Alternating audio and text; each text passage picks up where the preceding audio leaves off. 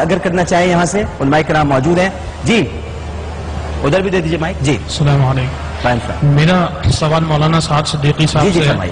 نبی کریم صلی اللہ علیہ وسلم نے فرمایا کہ تراویح کا میں نے معمول اس لیے نہیں بنایا کہ کہیں یہ فرض نہ ہو جائے، تو آیا تراویح سنت ہے، واجب ہے، 8 رکعت پڑھنی ہے، 20 رکعت پڑھنی ہے؟ کیونکہ بہت اچھا سوال ہے، بہت اچھا سوال ہے. تراویح کے مسائل تراویح کے متعلق نبی کریم صلی اللہ علیہ وسلم سے جو احادیث مبارکہ منقول ہیں وہ یہ ہیں کہ آپ نے پہلے دن تراویح پڑھائی اور وہ تقریباً 1/3 رات تک جاری رہی. صحیح. دوسری رات تراویح پڑھائی تو آپ تقریباً نصف شب تک اس تراویح میں مصروف رہے. صحیح. اور تیسری رات آپ نے تراویح پڑھائی تو وہ 2/3 رات تک چلی اور صحابہ کو یہ تشویش ہونے لگی کہ نہ معلوم روزے کا وقت شروع ہونے سے پہلے کچھ کھانے پینے کا موقع ملے گا، سحر کا موقع ملے گا یا نہیں ملے گا.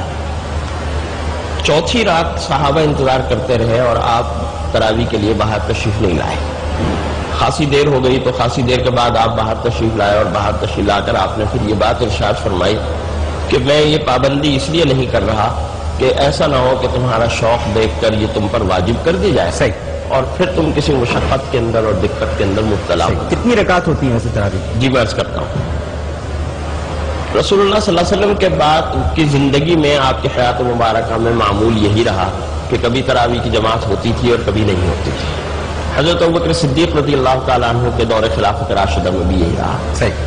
حضرت عمر فاروق رضی اللہ تعالیٰ عنہ نے پھر اس کا اہتمام فرمایا کیونکہ اس وقت تک صورتحال یہ ہوتی تھی کہ مختلف حفاظ مسجد نبوی میں مختلف جگہوں پر کھڑے ہو جاتے تھے. کہیں 2 آدمی کھڑے ہیں، کہیں 3 آدمی کھڑے ہیں، کہیں 4 آدمی کھڑے ہیں اور جماعتیں ہوتی رہتی ہیں. حضرت عمر فاروق رضی اللہ تعالیٰ عنہ نے صحابہ کی مشاورت سے ان کو ایک جماعت کے اندر اکٹھا کیا. اچھا، اب جو 3 دن کی تراویح رسول اللہ صلی اللہ علیہ وسلم سے منقول ہے ان میں تعداد رکعات منقول نہیں ہے. کسی روایات کے اندر یہ بات آتی ہے کہ 5 ترویحات آپ نے پڑھی اور ایک ترویح کا مطلب 4 رکعتیں ہوتا ہے. صحیح. لیکن یہ بات بہرحال مستند روایات سے منقول ہے کہ جب حضرت عمر فاروق رضی اللہ تعالیٰ عنہ نے تراویح کا سلسلہ شروع کیا تو وہ 20 رکعت ہوتا ہے. ٹھیک. تو اس طرح سے ان سے یہ منسوب ہے. اور تھوڑا سا مجھے پتہ ہے آپ اس میں اپنے موقف کا اظہار ضرور فرمائیں گے.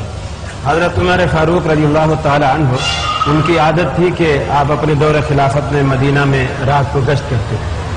رمضان کا مہینہ تھا. حضرت عبد الرحمن بن عوف رضی اللہ تعالی عنہ آپ کے ساتھ تھے اور یہ روایت موطا امام مالک میں موجود ہے.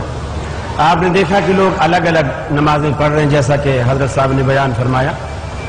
پھر آپ نے فرمایا کہ اگر میں ان کو ایک قاری کے پیچھے جمع کر دوں تو کیا ہی اچھا ہو. تو پھر انہوں نے 2 صحابہ کرام جو صحابہ کرام میں بہت عمدہ قاری تھے، حضرت ابی بن کعب رضی اللہ تعالیٰ عنہ اور تمیم داری، جی، ان دونوں کو آپ نے مقرر فرمایا اور ان لوگوں کو ان کے پیچھے متعین فرمایا. اور موطا امام مالک میں اسی روایت میں یہ صراحت موجود ہے کہ علی 11 رکعتن کہ تم 11 رکعتیں لوگوں کو پڑھاؤ. 11 رکعتوں کی صراحت موطا امام مالک میں حدیث شریف میں موجود ہے. جو روایت حضرت صاحب جو 20 کی بیان کر رہے ہیں اس روایت میں اگر کہیں 20 کا لفظ موجود ہو میں اسٹیج پہ آنا چھوڑ دوں. نہیں کیوں آپ آنا یہ کیا کریں. دوسری بات یہ ہے کہ جو 20 والی روایت ہے وہ حضرت عمر فاروق رضی اللہ تعالیٰ عنہ کے دور کی باتیں کیوں ہو گئے؟ آرام سے بتا دیں کیا ہو. آپ نے نہیں وہ اسپیکر والا مجھے کہہ گیا ہے کہ لاؤڈلی بولنا. اچھا لاؤڈلی صحیح ہے اس لیے. تو حضرت عمر فاروق رضی اللہ تعالیٰ عنہ کے دور کی بات ہے کہ آپ کے زمانے میں 20 پڑھی گئی. یہ صیغہ مجہول کے ساتھ ہے.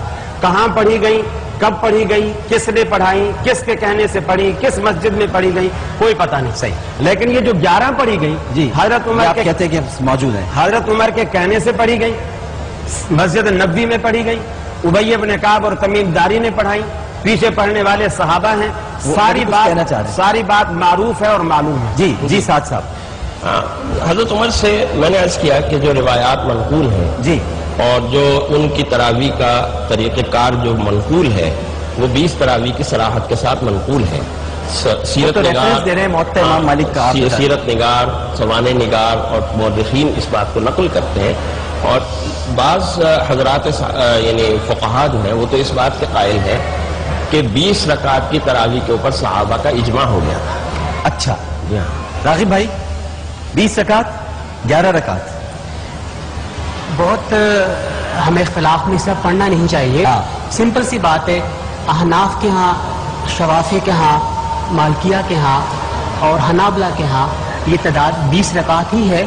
اور اگر جو ہمارے اہل حدیث حضرات ہیں ان کے ہاں 11 رکعت، تو 11 پڑھ لیں. 11 رکعت تراویح نہیں ہے. ہاں یہ حضرت نے 11 فرمایا ہے، میرا خیال ہے 8، یہ 8 کو مانتے ہیں، 3 اس میں وتر بھی ہیں. اچھا 3 وتر بھی ہیں، 3 وتر بھی ہو گئے نا. جی ہاں، تو اسی 8 ہوئے نا. 8 اور 3 11. اب بس صحیح. تو آپ وہ پڑھا کریں، ان کو 20 پڑھنے دیں. میں نے وہ پڑھتے ہی نہیں ہیں. دیکھیے نا ڈاکٹر صاحب ہم نے کب منع کیا؟ دیکھیے نہیں ہے. آپ 20 پڑھیں. اما عائشہ صدیقہ رضی اللہ تعالی عنہا سے جو بخاری شریف میں روایت موجود ہے جی کہ رسول صلی اللہ علیہ وسلم کے بارے میں فرماتی ہے ما زاد فی رمضان ولا فی غیرہ علی 11 رکعت. صحیح کہ رمضان ہوتا یا غیر رمضان ہوتا، رسول اللہ صلی اللہ علیہ وسلم کی رات کی نماز کبھی 11 رکعت سے تجاوز کیا ہی نہیں. ویسے احادیث کے مجموعے کو سامنے رکھ کر کوئی نتیجہ اخذ کرنا چاہیے. مجموعے کو سامنے بھیجا یہی ہے لوگوں کے پاس.